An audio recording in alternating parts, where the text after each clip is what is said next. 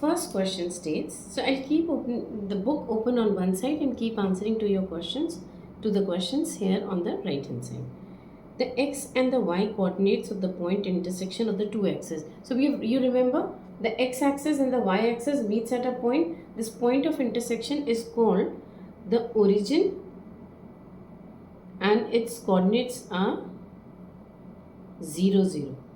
Second question, point W has x coordinates equal to -5 जो x coordinate है.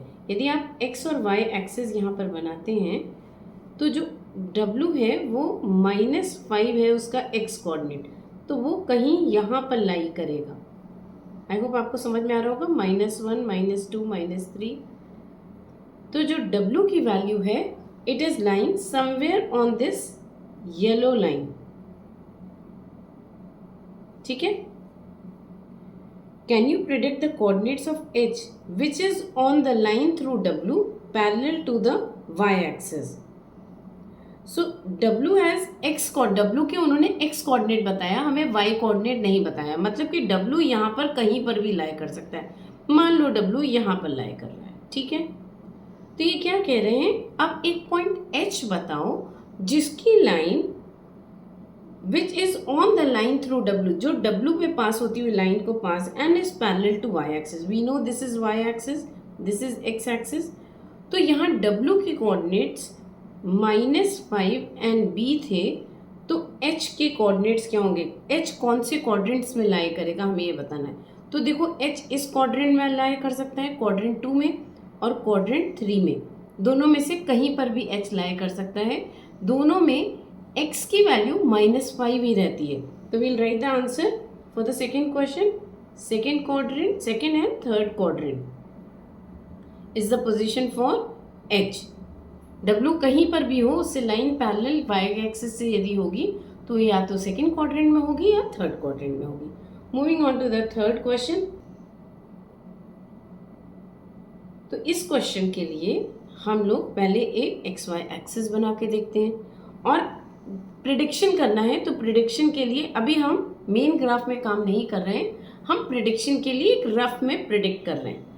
तो हमें इन्होंने बोला RAMP are perpendicular to each other. इसमें यदि आपको याद होगा डिस्टेंस फॉर्मूला में जब हमने यहाँ पर जब हमने कोऑर्डिनेट्स लिए थे x1 y1 और x2 y2, तो इस पॉइंट के कोऑर्डिनेट्स निकालने के लिए हमने कहा था ये लाइन पूरी की पूरी x1 है तो ये x1 होगा और ये पूरी की पूरी लाइन y2 है तो ये y2 होगा. ठीक है.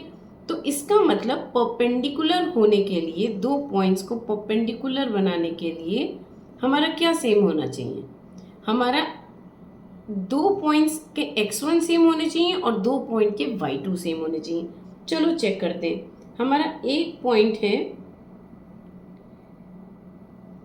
यहाँ पर A पे. देखिए A के y कोऑर्डिनेट सेम है और M और P के x कोऑर्डिनेट सेम है. मतलब AM यदि लाइन लें हम तो AM की कोऑर्डिनेट 0 -2 और -5 -2. इसका मतलब ये लाइन ऐसे कुछ बनेगी -2 पोजीशन पे यहाँ पर होएगी y की वैल्यू, जबकि x की वैल्यूज अलग अलग होंगी. ठीक है. और PM के केस में P is -5 and 2 and M is -5 and -2. अब यहाँ पर क्या कॉमन है, यहाँ पर -5 सेम है, मतलब कि x की वैल्यू सेम है. इसका मतलब y एक्सिस से पैरेलल है. ये वाले में y सेम है, इसका मतलब x एक्सिस से पैरेलल है. x और y एक्सिस आपस में परपेंडिकुलर होते हैं, इसलिए ये दोनों लाइंस परपेंडिकुलर होंगी. चलो प्लॉट करके चेक कर लेते हैं कि क्या आती है. ठीक है ना. तो ये हमने अपना बनाया XY एक्सिस. अब अपने मार्क करते हैं कोऑर्डिनेट्स. R के कोऑर्डिनेट्स थे 3, R के कोऑर्डिनेट्स हैं हमारे 3, 0. मतलब कि x 3 है बट y 0 है. y 0 इसका मतलब x एक्सिस में लाई करेगा. This will be the point R. Then हमारा a की वैल्यू है 0, -2, तो मतलब कि ये वैल्यू हो गई, इसमें x 0 है तो y एक्सिस पे लाई करेगा, ये a हो गया। m की वैल्यू है -5, -2, हमें मालूम पड़ता है दोनों नेगेटिव है, इसका मतलब c कोऑर्डिनेट थर्ड क्वाड्रेंट में लाई करेगा, -5 and -2, this is, and then p is -5 and 2, that means x is negative but y is positive, that means second quadrant, तो ये यहाँ पर लाई करेगा p। अब ये कह रहे हैं कौन से दो, हमें चेक करने हैं कि कौन से दो हमारे एक दूसरे से परपेंडिकुलर होंगे, ये चेक करने हैं। देखो आपको दिख रहा है ये दोनों परपेंडिकुलर आ रहे हैं, one MP is parallel to y axis and AM is parallel to x axis, तो ये परपेंडिकुलर हो गए। हमने ग्राफ में प्लॉट करके भी इसको चेक कर लिया।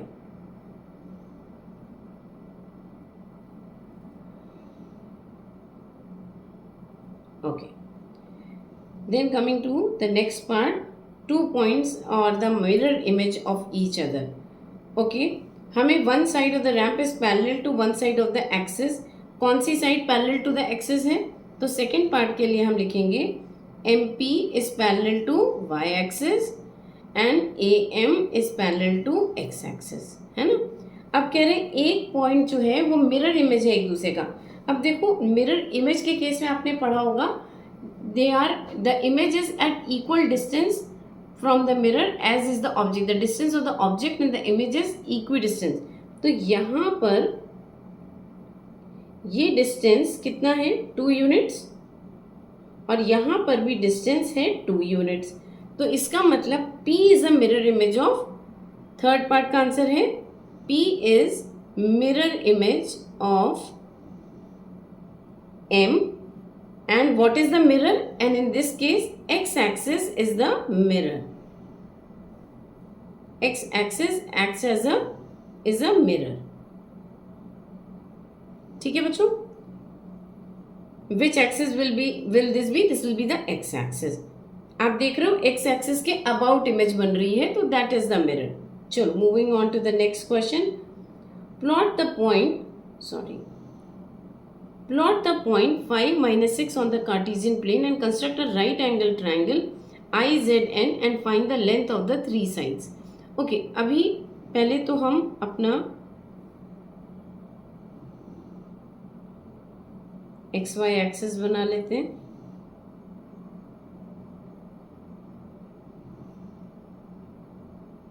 ओके, अब क्वेश्चन क्या कह रहा है हमारा, क्वेश्चन कह रहा है हमें z जो है, z हमारा 5 and -6 है, इसमें x पॉजिटिव है बट y नेगेटिव है, इसका मतलब ये कौन से क्वाड्रेंट में लाई कर रहा है, फोर्थ क्वाड्रेंट में लाई कर रहा है। फोर्थ क्वाड्रेंट में मार्किंग अभी मैं पूरी नहीं कर रही हूँ क्योंकि थोड़ा जल्दी जल्दी वीडियो बनाते हैं। x की वैल्यू 1 2 3 4 5 6 और y की 1 2 3 4 5 6। okay, I'll extend this, -1 -2 -3 -4 -5 -6, तो my coordinate is 5 -6, this is z। अब कह रहे हैं z को लेते हुए हमें एक राइट एंगल ट्रायंगल बनाना है IZN, तो मेरे पास तो भाई स्पेस नहीं है, मैं इसलिए IZN यहाँ पर बना देती हूँ, चलेगा। आप लोग किसी डायरेक्शन में बना सकते हो, आप नीचे बना सकते हो, साइड में बना सकते हो, कहीं भी बना सकते हो। So this be the coordinate of I and this let this be N। तो I के कोऑर्डिनेट्स क्या हो जाएंगे, I के कोऑर्डिनेट्स हो जाएंगे, x एक्सिस को कहाँ टच करती है 5 पे एंड y एक्सिस को -3 पे, और N के कोऑर्डिनेट्स हो जाएंगे 2 -6। अभी हमें क्या फाइंड करना है, construct a right and find the length of the 3 sides. Now यहाँ पर यदि हम I के कोऑर्डिनेट्स लिख लें तो आपको थोड़ा ज़्यादा क्लियर हो जाएगा, ये 2 -6 और ये 5 -6। नाउ यहाँ पर आप देखिए कि x कोऑर्डिनेट सेम है, 5 सेम है, तो मतलब सिर्फ y कोऑर्डिनेट का डिस्टेंस निकालेंगे और हमें ये चीज मिल जाएगी। कितना हो जाएगा ये हमारा iz कितना हो जाएगा, -3 minus of -3 that is -3 plus, sorry हमें डिस्टेंस निकालना है बिटवीन देम, तो डिस्टेंस इज ऑलवेज पॉजिटिव। बड़े में से छोटे को सब्ट्रैक्ट करेंगे, बड़ा क्या है -3 plus 6 will give you 3 units. 3 units is the distance and the distance between nz का डिस्टेंस कितना होगा, the x coordinates are different whereas the y coordinates are same, so 5 minus 2 will give you 3 units. Now the last line that is in के coordinates कैसे मिलेंगे, iz का square plus nz का square का root, so this will come as 3 square plus 3 square का root that is 9 plus 9 का root that is 18। इसको हम ऐसे भी लिख सकते हैं, 9 को बाहर रख लें that is 3√2। this n also be written like this that is in is this। तो हमें तीनों साइड्स आ गई, ये nz आ गई हमें, ये हमें iz आ गई और ये हमारी in की वैल्यू आ गई। सबके आगे हमने यूनिट लिखा है क्योंकि हमें यूनिट यहाँ नहीं मालूम है कि सेंटीमीटर्स है या क्या है, तो we just simply written units there. Moving on to the next question, what system of coordinate be like if we do not have negative numbers. Okay, यदि हमारे पास नेगेटिव नंबर्स ही नहीं होते तो हमारा कैसा सिस्टम बनता, कोऑर्डिनेट सिस्टम कैसा बनता, ये पूछ रही है। तो चलिए बना के चेक करते हैं। अब यदि नेगेटिव नहीं होता तो हमारे पास ये पार्ट तो नहीं होता नंबर्स लाइन में, हमारे पास ये पार्ट भी नहीं होता, तो हमारे पास सिर्फ कितना होता, इतना पोर्शन होता, सिर्फ क्वाड्रेंट 1 एग्जिस्ट करता।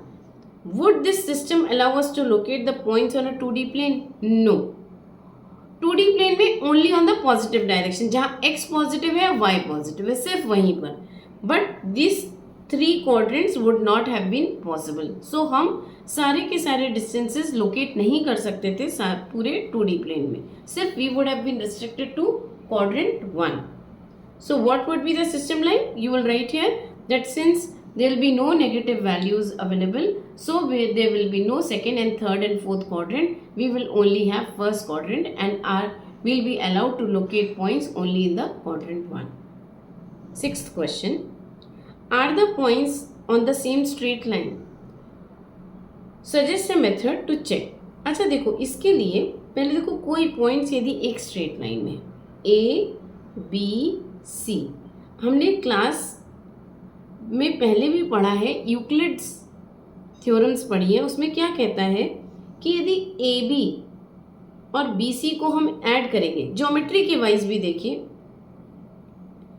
Okay, starting with question 6। सो पहले समझते हैं 3 पॉइंट्स यदि एक लाइन में होते हैं तो ज्योमेट्रिकली हम उसको कैसे समझते हैं। ज्योमेट्रिकली हम कहते हैं AB plus BC is equal to AC, होता है नहीं, ये डिस्टेंस मान लो 5 है यहाँ से यहाँ तक और यहाँ से यहाँ तक 6 सेंटीमीटर है, तो AC का डिस्टेंस कितना कहते हैं कि भाई ये तो 11 सेंटीमीटर होगा, ये तो फिक्स बात है, इसमें कोई चेंज नहीं है। यही कॉन्सेप्ट हम यूज करेंगे चेक करने के लिए क्या ये पॉइंट्स कोलिनियर हैं कि नहीं। एक लाइन में लाइन करने वाले पॉइंट्स को कोलिनियर भी कहते हैं, तो हमें यहाँ कोलिनियरिटी ऑफ पॉइंट्स चेक करनी है। तो पहले हम अपने पॉइंट्स लिख लेते हैं। M, हमेशा नोटबुक पे पॉइंट्स को कॉपी कर लेना चाहिए। अच्छा, आपको एग्जैक्ट लोकेशन बनाने की ज़रूरत नहीं है, आप सिंपली कुछ भी बना लीजिए, बस ये कोऑर्डिनेट्स लिख लीजिए। फिर MA का डिस्टेंस, यहाँ पर डिस्टेंस फॉर्मूला लिखिए। डिस्टेंस फॉर्मूला क्या है? Distance formula states x2 minus x1 whole square plus y2 minus y1 whole square into this. Now AM के लिए डायरेक्ट फॉर्मूला लगाएंगे, अब हम बार बार फॉर्मूला नहीं लिखेंगे। AM विल बी -3 का होल स्क्वायर प्लस -4 का whole square, because the x1 coordinate is 0 here, तो इन्हीं कोऑर्डिनेट्स का स्क्वायर हो जाएगा, दैट विल बी 3 का स्क्वायर एंड 4 का स्क्वायर, नेगेटिव का स्क्वायर पॉजिटिव ही होता है 16, तो ये आ गया 25 का रूट 5। अब निकालते हैं A G, that will be 6 square plus 8 square का root, that is 36 plus 64 root 100, that is 10। अब एम जी की वैल्यू निकालते हैं। एम जी की वैल्यू क्या आएगी, -3 -6 का होल स्क्वायर प्लस -4 -8 का होल स्क्वायर का रूट, सो दैट इज -9 का स्क्वायर, दैट इज 9 का स्क्वायर 81, 12 का square is 144, so root you get 225, which is 15. Now can you see AM plus AG, that is 5 plus 10 is equal to 15, which is equal to MG. Now since the 3 points are the two parts का sum is equal to the complete line, तो हम कह सकते हैं कि ये collinear points होंगे। It implies A, M and G are collinear या lie on the straight same line, जिसे M और G साइड में है, A बीच में। हमारी फिगर बाय फ्लूक सही बनी थी। ऐसा भी हो सकता है कि A पॉइंट इधर हो या G उधर हो, वो तो हमारे कैलकुलेशन से ही हमें पता चलेगा। Use your method to check if the points are on the same straight line. Now plot the set of line points and check. तो पहले चेक कर लेते हैं। R के कोऑर्डिनेट्स हमें दिए हैं -5 -1, B के कोऑर्डिनेट्स दिए -2 -5 और C के कोऑर्डिनेट्स दिए हैं 4 -12। तो पहले अलग अलग तीनों पार्ट्स की लाइन के डिस्टेंस निकाल लेते हैं। RB will be -5 plus 2 whole square -1 plus 5 whole square root, so this becomes -3 का whole square plus 4 का whole square root, that will come as 9 plus 16 root 5, 25 का root 5. Then BC will come as -2 -4 का whole square plus -5 plus 12 का whole square and root, so this gets -6 square plus 7 का square root, so it will be 36 plus 49, and when you find the root you will get 185. Now finding RC will be 5 -4 whole square plus -1 plus 12 whole square and root, so this is 9 square minus 9 का square, and this is 11 का square, this is coming as 81 plus 121 root, that is 202 root. Now let's check whether their sum is coming equal. By any chance यदि खाली root वाले portion को check किया जाए, मान लो यहाँ पर रूट 25 ही कर दिया जाए, सिर्फ इस पोर्शन को चेक करो, इस पोर्शन को खाली चेक करो, रूट 25 एंड रूट 85 को ऐड करोगे तो क्या आएगा 110, और यहाँ पर क्या आ रहा है बड़ी वाली side 202, so they are not collinear. अब ये कह रहे हैं कि प्लीज चेक करो इसको ग्राफ पे, तो चलिए ग्राफ पे चेक करते हैं इसको। So first coordinate is of R -5 -1, मतलब कि थर्ड क्वाड्रेंट। अभी यहाँ पर हम जल्दी से मार्किंग करते हैं। This is -5 and -1, so this will be the point R, -4 -3 -2. Then B is -2 -5, again in the third quadrant, -2 and -5. So this is the point, and then 4 and -12, and -12 is too big for my graph. Let me still try and plot it out. -6 -7 -8 -9 -10 -11, -12, and the line will come something like this, and the coordinate will come dotted line from 4, it will come something here. Now they are asking whether they all form a straight line or not. So if you draw a straight line from here, it will come something like this. Moving on to the next question, question 8. Using the origin as one vertex, plot the vertices of a right angle isosceles triangle and isosceles triangle with one vertex in quadrant 3 and one vertex in quadrant 4. Okay. अभी हमको plot करना है origin को लेते हुए. मैं इस graph को पूरा यहाँ ओपन करती हूँ.